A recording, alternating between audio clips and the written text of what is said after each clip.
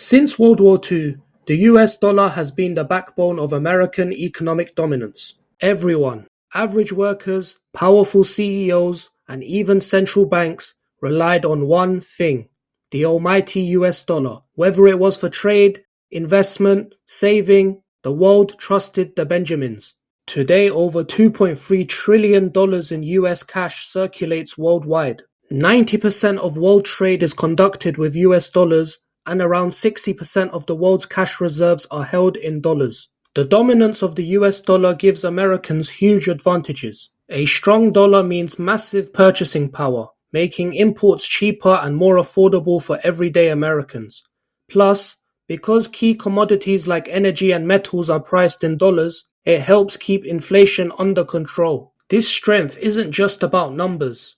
It's built on rock-solid trust and confidence. The US dollar's power comes from the world's belief in its stability and reliability, which gives the United States a reputation as the safest and most stable market for foreign investment. But the script has been flipped.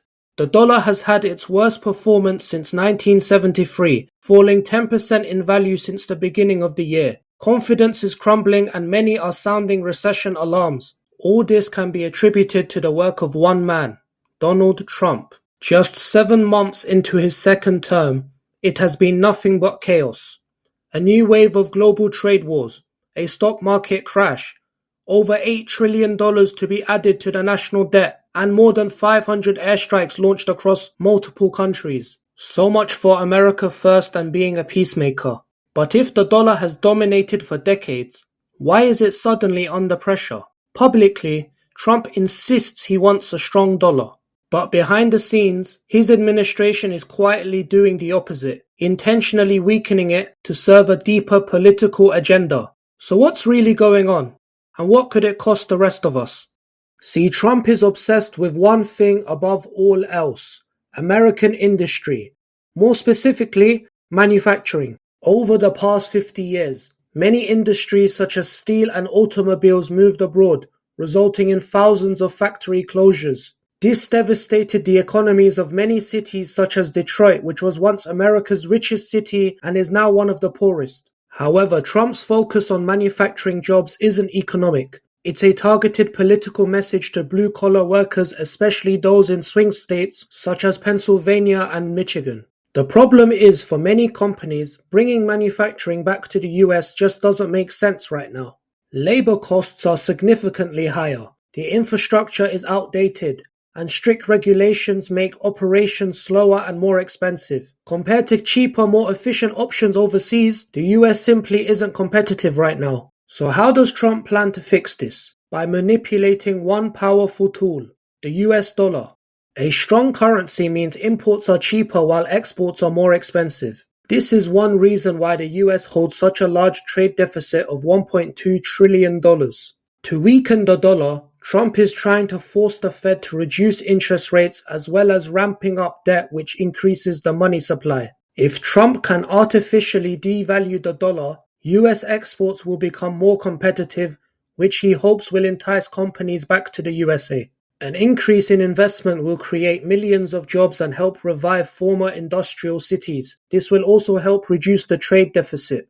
A strong domestic manufacturing base will also improve America's national security. Relying on other countries for critical imports such as military hardware and medicines may create vulnerabilities. Currently, China is the world's factory with a strategic mastery over crucial resources including rare earth metals, which are used in magnets, aircraft engines, and even nuclear reactors. The IEA estimates that China accounts for around 61% of rare earth production and 92% of processing. China has already leveraged this bargaining chip before. The threat of restricting the supply of rare earth metals can create supply chain delays and drive up costs for US firms. This forced Trump to compromise and reduce his tariffs on China. During emergencies such as pandemics and wars, domestic factories can quickly shift production to priority equipment like ventilators, weapons, or ammo. Reliance on imports often slows down the response to these emergencies, making them even more damaging. The COVID-19 pandemic exposed these problems. At the start, masks and testing kits were in short supply. Trump had to invoke the Defense Production Act in order to rapidly increase the production of necessary PPE. Lack of preparedness meant more deaths and more economic pain. In total, the pandemic cost the USA over $15 trillion. Encouraging high-tech manufacturing in the USA can also foster innovation, allowing the US to maintain a technological edge in sectors like AI and semiconductor chips. However, even if factories do come back, it wouldn't create many jobs. Manufacturing in the USA has largely switched from labor-intensive industries like steel to more specialized and skilled sectors like electric vehicle batteries. Factories are also switching to automation to remain efficient and competitive, requiring less staff to operate. The promise of good jobs and a stronger country might be appealing to voters, but Trump can't simply devalue the dollar and revive American industry just like that. This process would take decades on top of trillions of dollars. Trump's erratic actions are hurting the almighty US dollar in many ways. Trump loves boasting about the stock market even though it doesn't reflect the economic reality for the vast majority of Americans. Trump's tariffs and global trade wars have already triggered a stock market crash, but that's just the beginning. Now even the bond market is showing signs of instability, and as confidence fades, foreign investors are pulling out, dumping US assets and accelerating the dollar's decline. Less demand for US stocks and bonds means less demand for the dollar, and that's exactly what we're seeing. Trump's aggressive foreign policy is also alienating America's allies and uniting its rivals. Around the world, countries are actively looking for ways to reduce their dependence on the US, not just economically, but strategically. And at the heart of that shift is one word: de-dollarization. More and more nations are pushing to ditch the dollar and build a financial system where Washington holds less power. Groups like BRICS are leading the charge, promoting trade between member nations using their own currencies or even alternatives like gold. The less global trade that runs through the US dollar, the weaker the dollar becomes. While Trump is causing chaos all over the world, the foundation for a strong industrial base is crumbling at home. US infrastructure is rapidly aging, from roads and bridges to internet cables and the energy grid. This weakness comes from decades of underfunding, growing demand, corruption, and new challenges like climate change. Fixing it requires massive investment. The American Society for Civil Engineers estimates that $3.7 trillion is needed in order for US infrastructure to reach a state of good repair. Moreover, US education and skills levels are extremely poor.